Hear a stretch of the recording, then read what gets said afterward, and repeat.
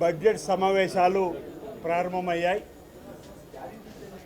గౌరవ గవర్నర్ గారు శివప్రతాప్ శుక్లా గారు ప్రసంగించినటువంటి తీరు,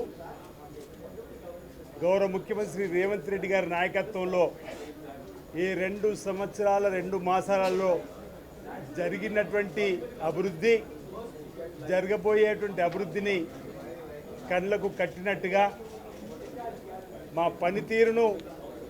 పనితీరుకు అద్దం పట్టేలాగా వారి ప్రసంగించినటువంటి ప్రసంగాన్ని ఉన్నటువంటి తీరును జీర్ణించుకోలేక బీఆర్ఎస్ పార్టీకి సంబంధించినటువంటి నాయకులు పేలవంగా విమర్శించేటువంటి పద్ధతి మంచిది కాదన్న మాట సందర్భంగా చెప్తూ, వారికి గవర్నర్ గారంటే గౌరవం లేదు, చట్టం అంటే అంతకంటే గౌరవం లేదు. కేవలం తమ ఉనికిని కాపాడుకోవడం చేసేటువంటి ప్రయత్నాల్లో పేలవమైనటువంటి మాటలే తప్ప ఇంత చక్కటి సంక్షేమ కార్యక్రమం అందిస్తున్న ప్రభుత్వానికి మద్దతు ఇవ్వాల్సింది పోయి, గవర్నర్ గారి ప్రసంగాన్ని గౌరవంగా ఆలకించవలసింది పోయి, ఈరోజు గవర్నర్ గారిని కూడా తప్పుపట్టే విధంగా అవమానపరిచే విధంగా మాట్లాడే మాటల్ని మేము తీవ్రంగా తప్పుపడతా ఉన్నమాట సందర్భం చెప్తూ, రాష్ట్ర ప్రజల పక్షాన ఈ ప్రభుత్వం పక్షాన గవర్నర్ గారికి మేము ధన్యవాదాలు తెలియజేస్తూ ఉన్నాం. ఈ ప్రభుత్వ పనితీరును అద్దం పట్టేలాగా ప్రజానికానికి మీ ద్వారా చూపెట్టినందుకు మా ప్రభుత్వ పక్షాన ధన్యవాదాలు తెలియజేస్తూ, ప్రధానంగా బీఆర్ఎస్ పార్టీ వాళ్ళు 6 గ్యారెంటీల అంశంలో ప్రజలను తప్పుదో పట్టించే విధంగా వారు మాట్లాడుతున్న వైనాన్ని మేము ఈ సందర్భంగా తప్పుపడుతూ, ఇంతకుముందు వారు అంటున్నప్పుడు 6 గ్యారెంటీలలో 5 గ్యారెంటీలు అమలై ప్రజలలోకి వెళ్తున్నా వారి కంటికి కనిపించడం లేదంటే ఏమనాలని అంటున్నా. మోసానికి మారు పేరు ఇప్పటి ప్రభుత్వం కాదు మిత్రమా, మోసానికి మారు పేరు ఆనాటి మీ ప్రభుత్వం. మీ 10 ఏళ్లలో డబుల్ బెడ్రూమ్ అని ఏ ఊర్లో ఇవ్వని, ఆ రోజు 10 రేషన్ కార్డు కూడా ఇవ్వని, ఆ రోజు నిరుద్యోగ వృత్తి ఇవ్వని, ఆ రోజు ఇచ్చిన మాటలన్నీ కూడా ఈరోజు దళితుని ముఖ్యమంత్రి చేస్తానని చేయని, దళితులు 3 ఎకరాల భూమి ఇస్తాను ఇవ్వని మీ ప్రభుత్వం మోసానికి నాంది, మోసానికి మారుపేరుగా ఉంది. కాబట్టి ప్రజలు మిమ్మల్ని పక్కన పెట్టి కాంగ్రెస్ ప్రభుత్వం ఇందిరమ్మ రాజ్యాన్ని తీసుకొని వస్తే ఈరోజు రేషన్ కార్డులు 15,34,000 మందికి కొత్తగా ఇచ్చింది మీకు కంటికి కనిపిస్తలేదని చెప్పంటున్నాం. కొత్తగా 19 లక్షల మందిని రేషన్ కార్డులో చేర్చింది ఈరోజు మా గవర్నర్ ప్రసంగంలో చెప్పింది మీకు చెవులు వినపడతలేవని అడుగుతూ ఉన్నాం.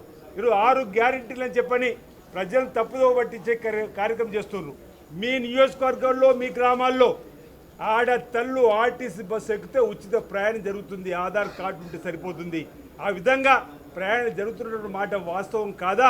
ఎందుకు మీరు అవాస్తవం చెప్పంటున్నాం. 200 యూనిట్లు కరెంటు కాల్చుకుంటే ఉచిత కరెంట్ అని చెప్పిన మాట అమలవుతుంది మీ నియోజకవర్గంలో. ఆ మాట అవాస్తవం ఎలా చెప్పగలుగుతున్నారో చెప్పిన మాట. రైతులకు 2 లక్షల రుణమాఫీ కాలేదంటున్నారు. 25,000 కుటుంబాలకు 20,650,000 కోట్లు 1 టోకెన్ ద్వారా రైతులకు రుణమాఫీ చేసి కొత్తగా రుణం పొందించే కార్యక్రమం నియోజకవర్గంలో జరగలేదని అడుగుతూ ఉన్నాం.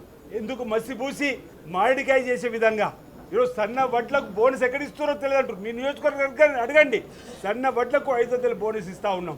ఈరోజు పేదలకు రేషన్ కిట్ ఇవ్వడం కాదు, సన్న బియ్యం పంపిణీ కార్యక్రమం చేస్తూ ఉన్నాం. సంపన్నులు తినేటువంటి సన్న బియ్యం ఈరోజు పేదలకు కూడా తినాలని ఈ విధంగా 6 గ్యారెంటీలలో 5 గ్యారెంటీలు ప్రధానమైనవి అమలు అవుతూ ఉన్నాయి. మరో గ్యారెంటీ పెన్షన్ పెంపుకు సంబంధించి కూడా గౌరవ ముఖ్యమంత్రి రేవంత్ రెడ్డి గారి ఆలోచనలో వీళ్ళే ప్రభుత్వ హయాంలో ఏదో దాచిపెట్టి పోయినట్టు మేమేదో ఇయ్యనట్టు ఉన్నదంతా ఊడ్చుకొని వెళ్ళి అవినీతి అక్రమాలతో మిగులు బడ్జెట్కున్న తెలంగాణను అప్పుల కుప్ప రాష్ట్రంగా మార్చిన మీరా ఈరోజు మాట్లాడేదని చెప్పని. కాళేశ్వరం కూలేశ్వరం అయిపోయింది. ఈరోజు 8 లక్షల కోట్ల అప్పుకు ఆ రోజు సంవత్సరానికి 6,000 కోట్లు వడ్డీ కట్టే పరిస్థితి నుంచి మీ 10 సంవత్సరాల దుష్ట పరిపాలన, అవినీతి అక్రమాల పరిపాలనకు నెలకు 6,000 వడ్డీ కట్టే పరిస్థితి తీసుకొని వచ్చిన గౌరవ ముఖ్యమంత్రి రేవంత్ రెడ్డి గారు, ఉప ముఖ్యమంత్రి మంత్రులందరూ కూడా, మా గౌరవ శాసనసభ్యులందరూ కూడా ఈరోజు ప్రజలకు ఉపయోగపడేటువంటి ప్రతి స్కీమ్ను ప్రతి పథకాన్ని ఈరోజు ప్రారంభం చేసి ముందుకు పోతున్నాం. రాబో రోజుల్లో ప్రజలకు ఇచ్చిన హామీని ప్రతిదీ కూడా అమలు చేస్తూ వాళ్ళ హయాంలో ప్రశ్నాపత్రాలన్నీ లీక్ అయి పల్లీలు బఠాన్లు అమ్ముకునే వారి చేతిలో చేరిన సందర్భం. ఈరోజు ఈ ప్రభుత్వం వచ్చిన తర్వాత నిరుద్యోగులకు ఉద్యోగాలు కల్పన చేస్తూ 67,000 వరకు ఇస్తే అదేదో మేమిచ్చినామని చెప్పాను. ఇంకా వీళ్ళు అధికారుల నుంచి చెప్పాలని అనుకుంటున్నారు. ప్రజలు మిమ్మల్ని ఎప్పుడో పక్కన పెట్టిర్రు, form హౌస్కే పరిమితమయ్యారు.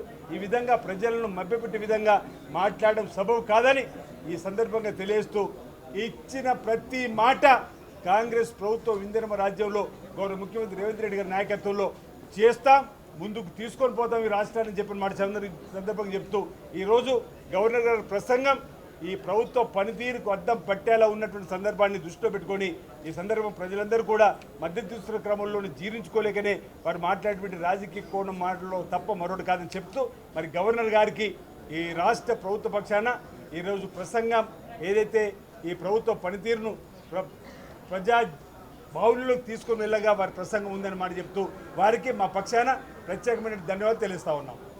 Subscribe us and press the bell icon for more interesting updates.